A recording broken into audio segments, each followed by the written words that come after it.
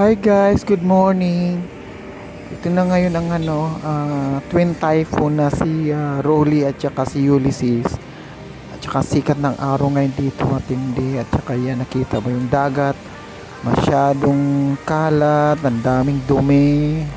Pero hindi masyado kagaya nung dati. Kasing isa truck talaga ngayon.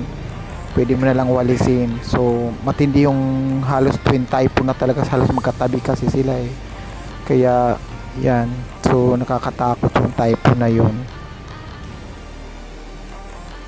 So, kayo guys, kailangan natin malaging handa. Lalo na pag may bagyo, kailangan umiwas na agad tayo. Tumakyat sa mataas na lugar.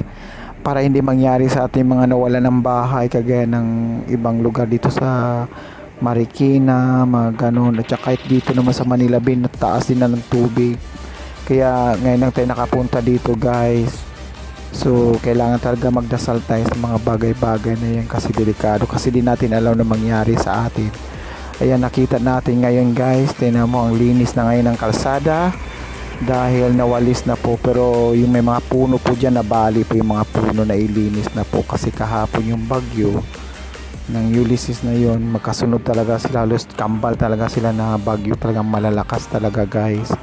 Kaya yun, madali lang naman nalinis yung kalat dito guys.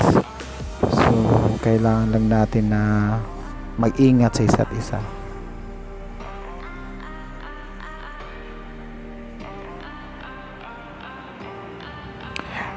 Ngayon guys, shout out pala tayo doon sa Spain ngayon, sa may Barcelona kay Julie Garciano. Shout out daw dyan. Kaya ayan, shout out na kita ngayon na Julie Garciano dyan sa Barcelona, Spain. Mag-ingat kayo dyan sa COVID. Habang dito naman kasi may bagyo, kaya mag-ingat na lang tayong lahat dyan guys.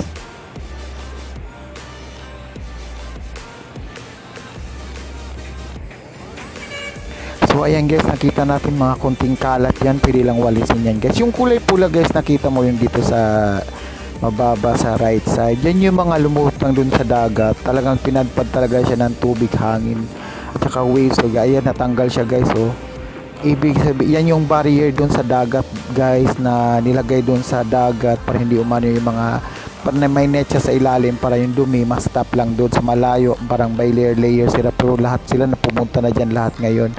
Kaya yun, ayan, may tubig ng kunti dyan kasi nga dagat yan guys, umapaw talaga yan guys ang dagat dyan nung bagyo po. Ayan, nakita natin yan, dagat yan siya guys. Ngayon naiwan na siya ng dagat yan, parang lang siyang tubig ulan, pero dagat yan guys.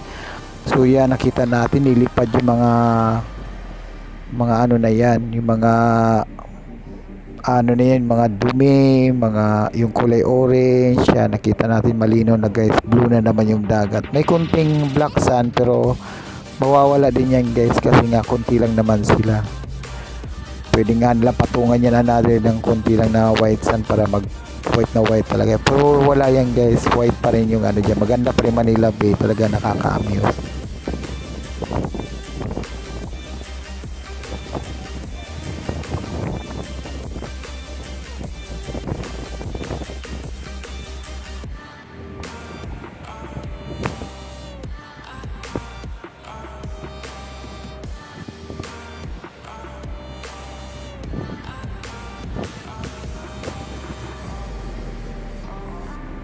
So guys, maganda yan guys pag matapos na yung project na yan.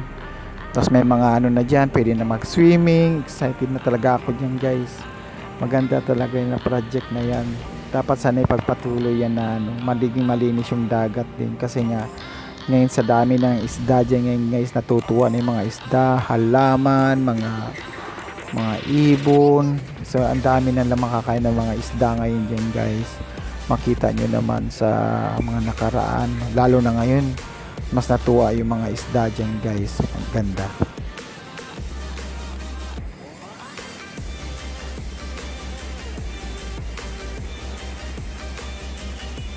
So guys, sa sunod na video natin guys, update lang, subscribe lang po dyan, click nyo lang yan. Maraming salamat sa pagpanood at saka sa pagpakinig. Magkita-kita na lang ito sa final guys. See you guys. Bye bye.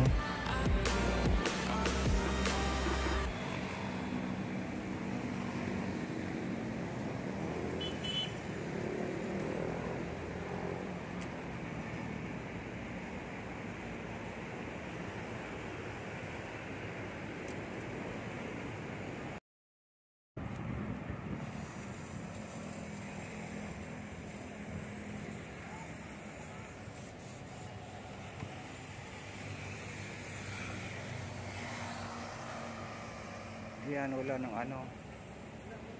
Wala na siyang tubig kahapon. Ang daming tubig dyan. Basura. Nagkalat kahapon. Super. Ngayon wala na yung mga basura dyan. Nahakot na nila. Tapos yan. Yung mga dingding. Nagliparan yung mga takip nila dyan para sa hindi makita bagyo yung mga ayun. Lipad.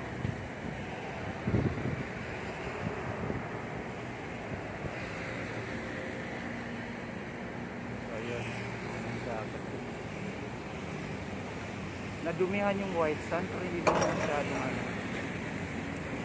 As in dumi talaga. Andiyan pa rin yung white sand. Kunting walis lang. White sand pa rin siya. Doon sa unahan naman, nag-brown siya pero halong white na siya. Parang ang nangyari kasi nakabkab yung white tapos may black ng kunti tapos dadagdagan nila ng white sand so maging white sand na naman hanggat wala na talagang black, puro white sand.